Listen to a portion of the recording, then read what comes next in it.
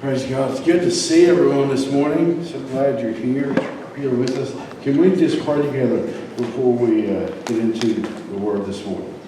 Heavenly Father God, I thank you. Lord, I thank you, Lord, that your presence is still with us. God, that you still move among your people. Lord, that you still touch and change our lives. God, as we look into your word this morning, I pray that you would give us understanding, Lord. Give us wisdom, Lord. Let us see what you have to say to us today. Lord, let us take your word into our spirits, Lord, and apply it to our hearts. God, that we can know you. Lord, not just know about you, Lord, but we can know you through it. God, we thank you for your work in our lives. In Jesus' name, amen. Amen. The Lord can handle it. I thought of all kinds of catchy titles, and I thought, you know what, that just not what I mean. You know, the Lord can handle the things that we find ourselves in.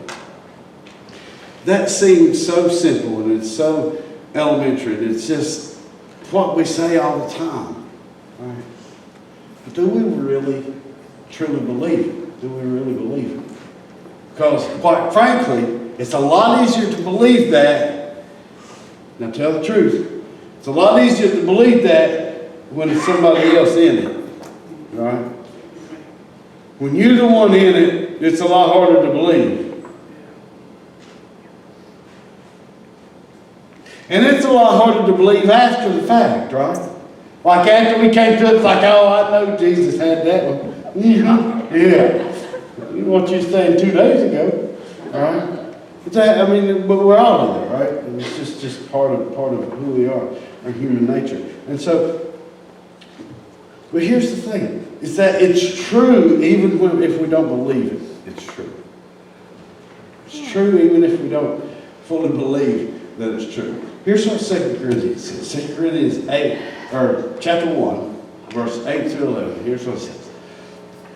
For we, and this is Paul and Timothy, okay? This is Paul and Timothy. For we do not want you to be unaware, brethren, of our affliction which came to us in Asia, that we were burdened excessively beyond our strength, so that we despaired even of life. Indeed, we had the sentence of death within ourselves, so that we would not trust in ourselves, but in God who raises the dead, who delivered us from so great a peril of death, and will deliver us. He on whom we have set our hope, and he will yet deliver us. You also joining in helping us through your prayers, so that thanks may be given by many persons on our behalf for the favor bestowed on us through the prayers of many. I've heard this statement a lot. You know, the Lord won't put any more on you than you can bear. Let me tell you, the Bible doesn't say that. It does not say that. 2 Corinthians 10:13 says that you won't be tempted. The Lord won't allow you to be tempted beyond what you can bear. But that has to do with temptation.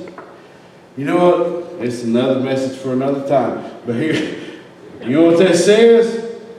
Is that you won't be tempted beyond what you can say no to. Just throwing that one out there. I'm going right past it, okay? Just throwing that out there.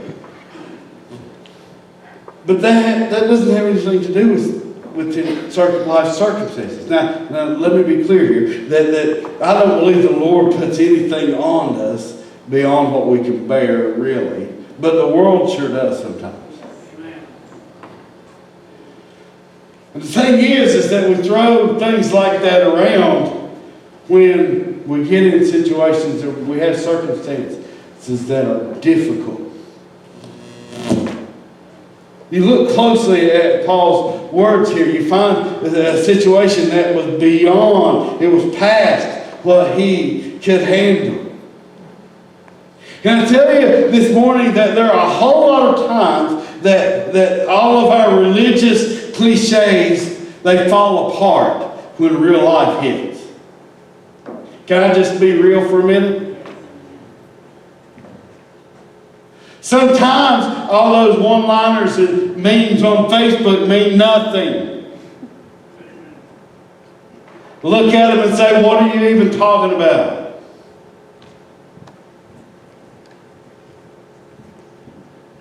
Because this is real life, and that's a screen. All our cliches, they tend to fall apart when real life smacks you in the face. See, we all have these sayings, and we have all these things, all these one-liners, and somehow we believe that those things are spiritual. Here's just a few. I just gave you a few. I could go on and on for days. I could preach like 9 hours on this thing. But I just gave you 4. If God brings you to it, He'll bring you through it. And I saw that like, what? Well, I mean, what is it that you think God brings me to?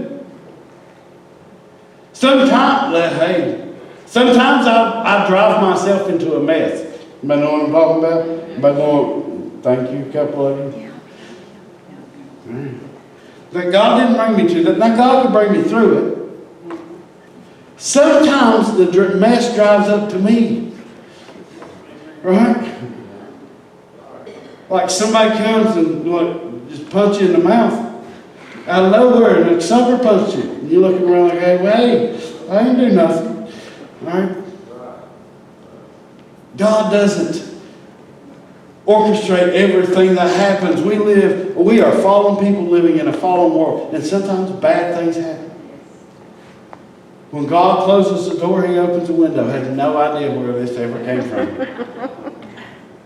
Like, God only wants me to crawl through windows? Does He want, what am I doing? Am I practicing getting out of the fire? Is that it? No idea. When God closes the door, He opens the window. Absolutely meaningless. I guess it means like, well, when one thing doesn't work out, look around and see what else is going on. Okay, maybe I can probably find half of a Bible verse or something that might support that. God helps those who help themselves. What if I can't help myself? Sometimes I'm in situations where I'm lost. I got nothing. There's nothing I can do. What about then? Does God like stop helping me because I can't help myself now? And so God just says, well, I'm done with you. When you figure out how to help yourself, I'll come back and pay you a visit. Let go and let God. Don't even know what it means, really. I've heard this since I was this big. I've heard this. Don't know what it means? Just don't know. I guess it means, who was it? Some of y'all want to look at me like, I don't know nothing about that. Jesus, take the wheel. Who's singing? Carrie Underwood. Carrie Underwood, thank you. Some of y'all looking like, I don't listen to country music. Yes, you do. Holy Church of God people, I know how it is. I guess it's the Jesus take the wheel thing, right? Like, you just run my life. But here's the thing, is that God doesn't do everything for me. If He did, He wouldn't give me so many instructions. See, God instructs me, God guides me, God leads me, God, intervenes with me, but He doesn't just do everything for me. And so we have all these cliches that we throw out. Sometimes we get real spiritual and we pull out Romans 8:28. That's always the back pocket one, right? That's what you say when you're in the hospital and somebody's like dying. This is the one you say as you walk out the room, right? We know that all things work together for good to them that love God. Bless God. That's in the Bible. That's the one we throw out for that. But the problem is that we usually say it, the way we say it, we say it like God is playing some kind of cosmic chess match with our life. We don't really understand what it actually means. See, there are times, and yeah, I can joke about it, and yeah, it's a little funny sometimes, but there are times, the truth is, there are times when all these churchy cliches and churchy sayings, they fail and they fall apart and they leave me with absolutely nothing because life has gotten bad. They don't give me any comfort. They don't give me any peace. They certainly don't give me any kind of breakthrough. Here's reality. Sometimes life gets harder than we can handle. It gets more difficult than we can bear. It really does sometimes. Take a look at verse 8 again. And he was writing to the Corinthian church, and this is, again, it's him and Timothy together. They're on a missionary trip together over in Ephesus and around that area. And he says, I want you to know about what happened. Our affliction which came to us in Asia, that we were burdened excessively beyond our strength. Beyond our strength. This is the Apostle Paul. This is not Jason Newsom. All right? This is Apostle Paul. This is the dude that survived 3 shipwrecks, got stoned to death, left for dead, and didn't die. Right? Is this the guy that got bit by a viper and shook it off into the fire? You know, I mean, it's that dude. We ain't bringing snakes out. Stop. It crossed somebody's mind, I thought. But this is that guy, right? Was beaten numerous times. Thrown in prison numerous times. This is that guy. And here's what he says about it. He said, we were burdened excessively beyond our strength. Like, I could not handle this. Now, we don't know what happened, but we do know it was a really serious situation. It was one, of these times when you start to wonder about what you're doing. See, one of the things that we're told, excuse me, one of the things that we're told, and we kind of believe, is that if we're in the will of God, then everything's good all the time. All right? Now, we never say that out loud. But we do have this little bit, at least a little bit of an idea in the back of our head that bad things happen to bad people. Right? Now, we don't say that.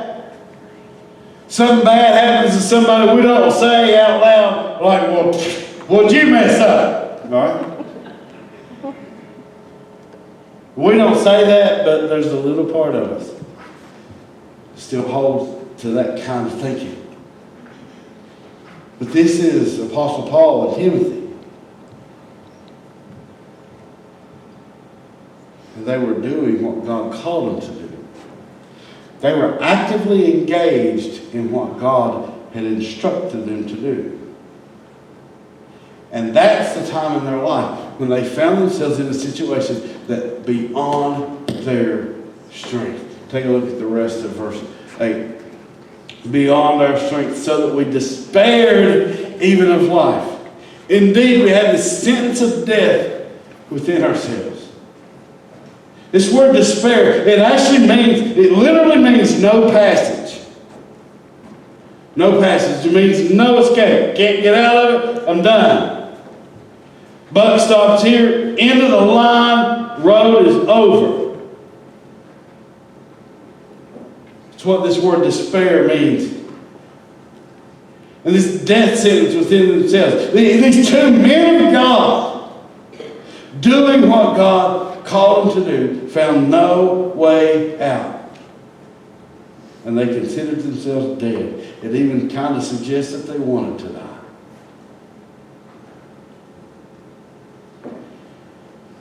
We look at this passage, we need to understand that they were following their calling. They were doing what God called them to do. They were obeying the Lord. Apostle Paul, he's the guy who wrote half or more of the New Testament. They were guys, they were in a situation that was beyond what they could handle while they were in the will of God.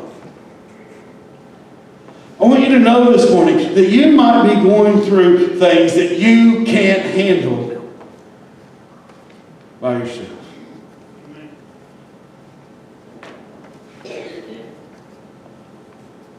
And that you might be going through those things simply because you live on planet Earth. That you live in a fallen world and bad things happen to everybody. Not just bad people. You might be facing a spiritual battle. It might be physical. It might be financial. There may be something going on in your relationships that you can't handle. But whatever it is, know this morning that you are not alone. Amen. Yes, it's possible that you did something to put yourself in a bad situation. I know I do that. All right? Certainly possible that you walked into a bad spot. There's no question about that. But also understand that we live in a fallen world and sometimes things press against us that we can't handle all by ourselves. As a matter of fact, maybe you've even thought that it would be better if you were dead.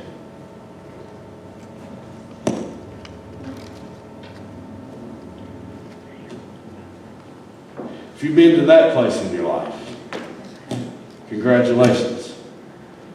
You have something in common with Apostle Paul.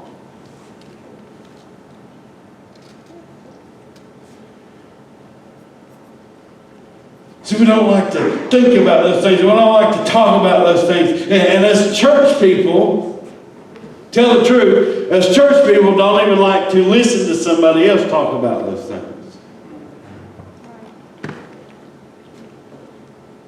The Apostle Paul, he put it in writing and sent it to a church.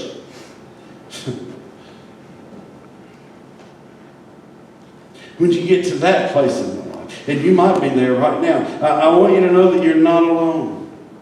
No matter why you're there, you're not the only person who's been there. There have been people before you, and there will be people after you.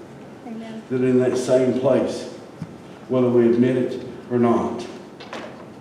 So verse 9. Indeed, we had the sentence, or 9 and 10 rather. Indeed, we had the sentence of death within ourselves, so that we would not trust in ourselves, but in God, who raised us the dead, who delivered us from so great a peril of death, and will deliver us. He on whom we have set our hope. So this Apostle Paul gives us the answer for the situation. Suddenly he gives us the answer to the situation. He acknowledged that his inner turmoil, it was so bad, it was so severe that he couldn't trust himself anymore. I mean, look at what he said. He said, we're not trusting in ourselves now. This is way beyond me. Then he gives the answer. He said, look, we can't trust ourselves anymore. And so we have to put our trust in God. And notice what he says about God. He didn't just say God. He said God that raises the dead. Paul gets right to the point here. He has a problem and he looks toward the solution. He believed that he was going to die, and frankly he thought it would be better to just go ahead and die. And he looked to the one who could even raise him from the dead if he wanted to. He goes on to say in verse 10, he said that God delivered them from death, and he will continue to deliver them. That's the God that Paul knew. And then he says, Paul says they put their very hope in God. And there's the secret. There's the secret. Doesn't sound like much of a secret, does it? I mean, like we say around church all the time, put your trust in God, put your faith in God, putting our hope in God. It sounds so simple, but it's so difficult. So how do we do it? To even understand it, to even understand this, we have to understand how Apostle Paul saw himself. It's in 2 Corinthians 12:10. Paul said this. He said, therefore I am well content with weakness.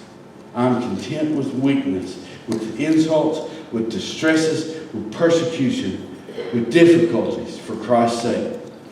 And then you know this part of the verse. He says, for when I am weak, then I am strong. Paul had complete confidence in God. He understood that his own strength was nothing but weakness.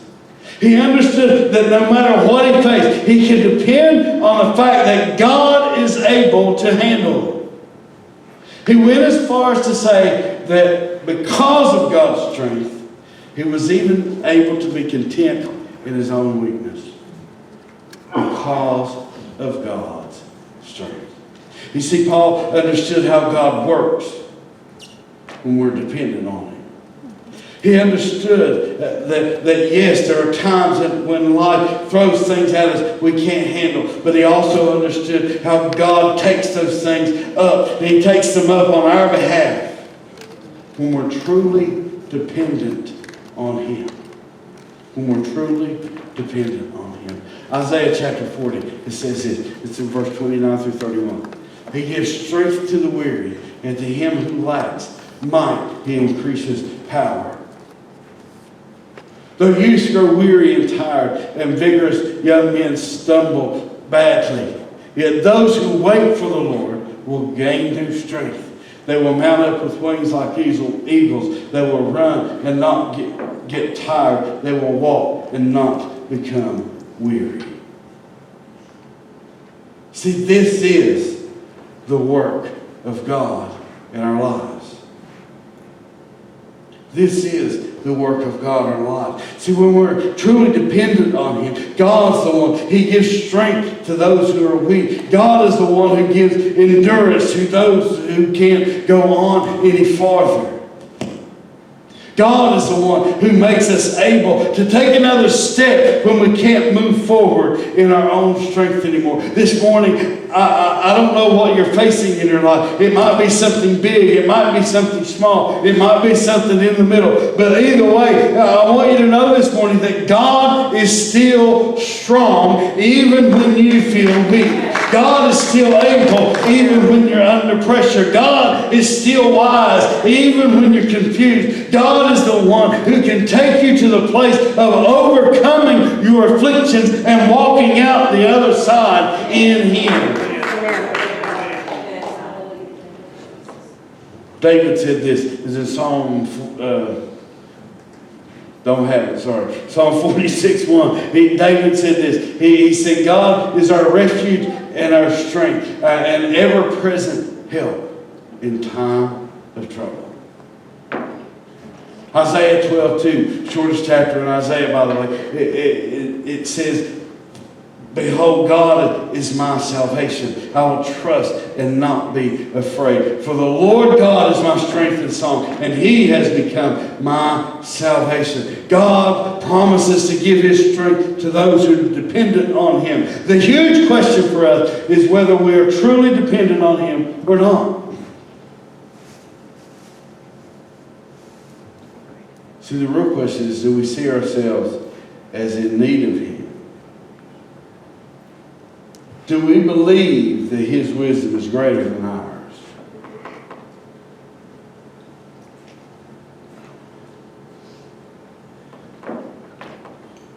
While we can answer that question as yes, because that's the right answer, especially when you're sitting in church, right? That's the right answer. We can say, yes, I'm in need of God. Yes, I should be dependent on God. Yes, I need to trust in God. It's really easy to say. But is it really a part of our lives? Take a look at this verse. You all know this one. This is Proverbs 3, 5, and 6. Trust in the Lord with all your heart and do not lean on your own understanding. In all your ways acknowledge Him and He will make your path straight. We all know this one. Right? Some of y'all memorized this one. When I said Proverbs 3:5, like you were all proud of yourself. I got that one in Sunday school class. I remember. Here's the problem. It's this common verse. We talk about it a lot. And we believe that we need to trust the Lord. We talk about our need to trust the Lord. The problem is that we don't really understand what that means to trust the Lord. But verse 6 here, see, verse 5 is kind of cool. Trust in the Lord with all your heart. Lean not to your own understanding. God, you got it. I don't. Praise God. Verse 6 is the issue. Because it tells us what trusting in the Lord means. And it says, in all your ways, acknowledge Him. And He will make your path straight. In all your ways, acknowledge Him. See, it's when I get in a hard spot, I acknowledge God. When things are going great, I acknowledge God. When I think about my kids, I acknowledge God. When I think about my marriage, I acknowledge God. When I get up to go to work in the morning, I acknowledge God. When I go to Walmart to get a gallon of milk, I acknowledge God.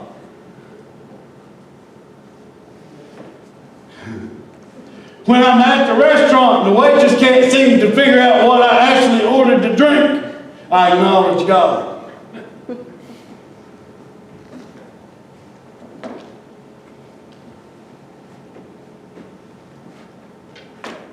Acknowledge God in all my ways.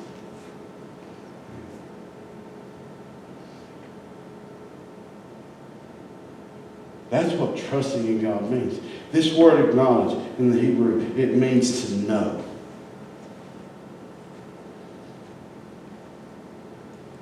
And here's what I have a problem with. Maybe you have the same problem.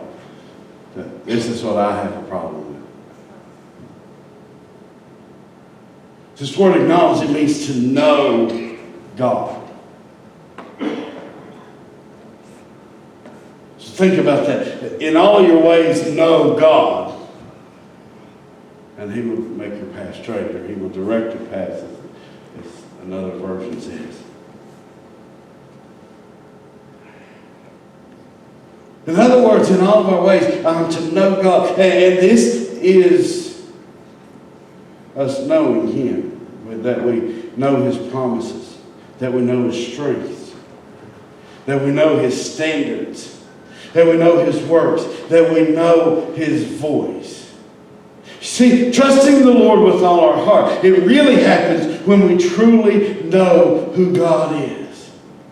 And the idea here is that when we truly know who God is, that we really get a hold of that.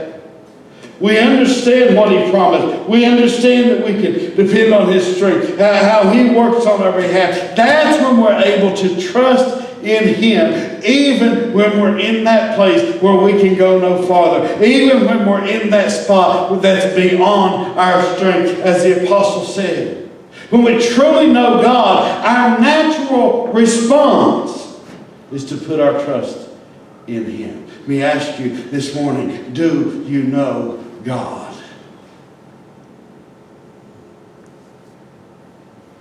Do you know God?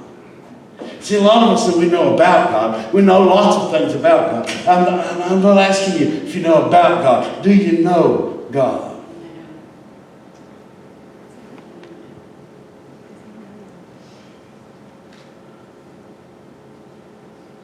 See, I know lots of stuff. I'm a lifelong Lakers fan. Any other Lakers fans in the room? Not one. Any Celtics fans in the room? You can leave now.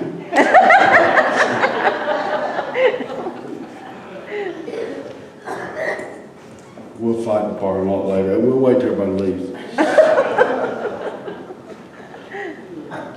See, I know a lot about Magic Johnson. I've been a Lakers fan since I was this big. I know a lot about Magic Johnson. I know a lot about Kobe Bryant. I even know a lot about Shaquille O'Neal. He was around for a while. Right? Never met any of them. I'm afraid there's a whole lot of us that sometimes we sit around church so long and we've watched it so long that we know a lot about God and we've never actually met Him. It's actually a huge fear that I have as a pastor. That some people who sit in church every Sunday, well, usually not. You can't find many people to sit in church every Sunday. But you know what I'm saying. The people sitting in the church pew actually don't know Jesus. They know about Him, but they don't know Him. It's a fear of mine.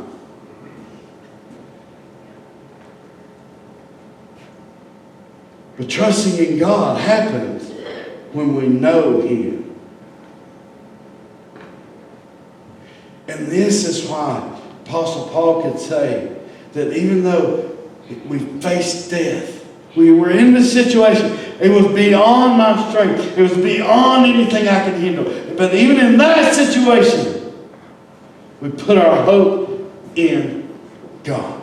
It's because He knew not just about God, but He knew God. He had a relationship with Him. Let me ask you this morning, do you have a real relationship with God? Is it a real relationship? You've heard me say it all the time. I'm not asking you if you're a church member. I didn't ask you if you've been baptized. I didn't ask you any of that. I asked you, do you have a real, genuine relationship with God right now in your life? Some of us, we depend on something that happened a long time ago.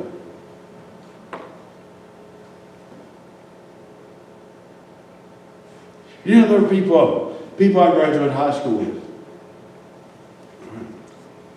And I went to high school 2 hours away from here, so, you know, none of those people live around here. I mean, there might be 2 or 3, but they just don't.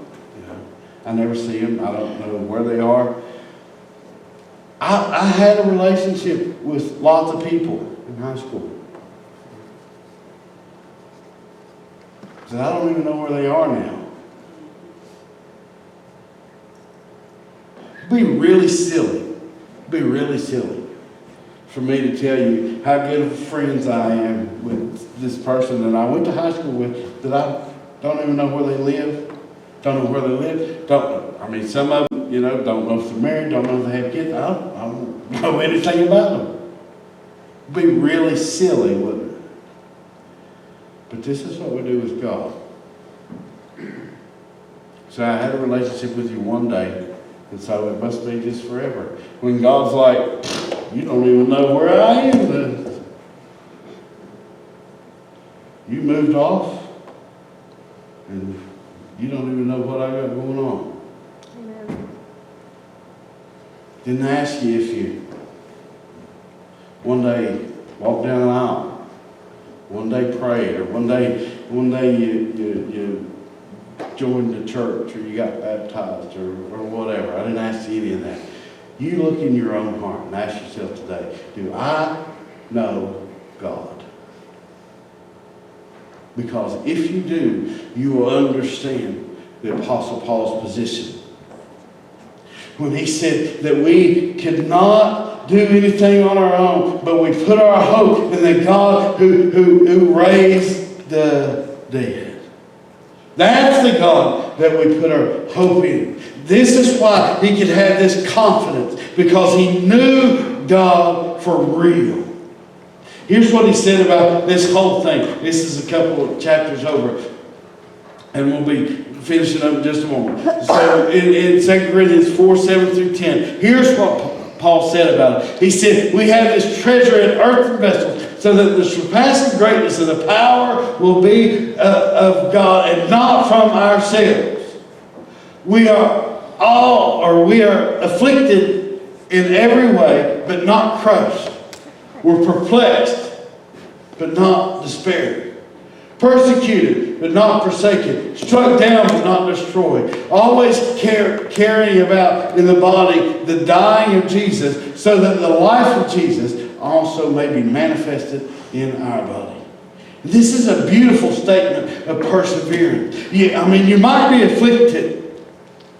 You might feel like life is a mess. You might feel like it's the end of the road for you. But I want you to know that this same God that was working for Apostle Paul is on your side. This same God is on your side. You can come away from your circumstances and you might be bruised, but you won't be crushed. You might be confused, but you can still depend on God's wisdom. You don't have to get in despair and stay stuck there. You might have pressure from everybody around you, but this same God, He's on your side. You might be beaten up, but God will preserve you. See, this same God that worked for Paul and Timothy is the God who looks at you and says, you are my child. Isaiah said the enemy might come in like a flood, but the Spirit of the Lord will lift up a wall, literally a flood wall against him. There's no weapon formed against you that can prosper. Amen. If you know Him. Because if you know Him, then your natural response is going to be to trust Him. Can you all stand this morning?